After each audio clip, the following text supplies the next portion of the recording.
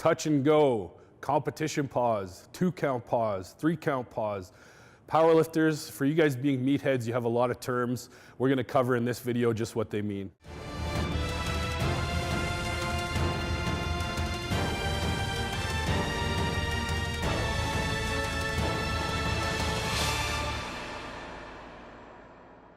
Hello strength fans, Tyler Harnett with metalperformance.com coming at you with another bench press video.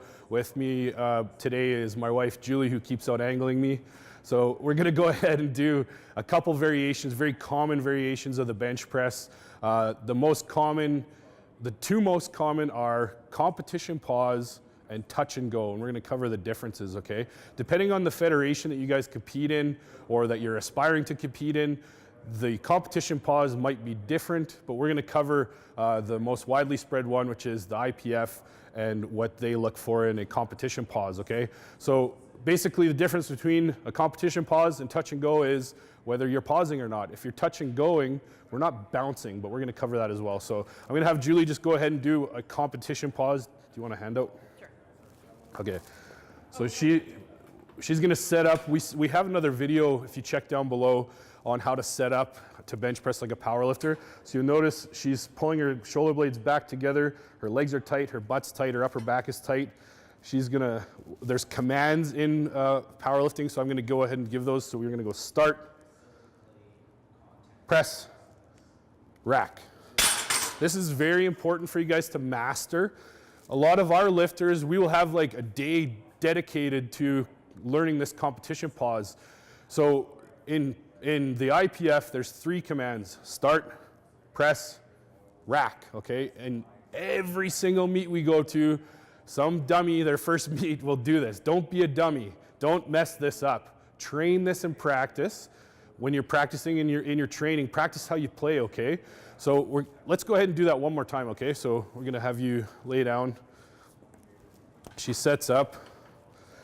The bar must be motionless. The referees in competition aren't counting.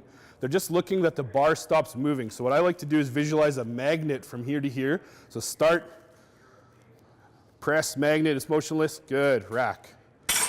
Good. So you could have your training partner or your coach go ahead and give you these commands so that you're not messing this up, okay? A very effective, we would call it an assistance exercise for powerlifters, is what's called a touch and go bench press. So the only difference is you're just not pausing. Now, one very key caveat, I don't want you guys bouncing, okay? I don't want the bar heaving into your chest. That's dangerous. And I don't want you guys bouncing. The reason why we do a touch and go bench press is to take advantage of what's called a stretch reflex. We've talked about this in previous videos. Our soft tissues have an elastic property. When we load a weight, an eccentric portion or the downward phase, we are loading more elastic properties into our soft tissues. When we press, we have a bit of sort of bounce, for lack of a better term. We can utilize that in training as an assistance and make our muscles very strong by doing so.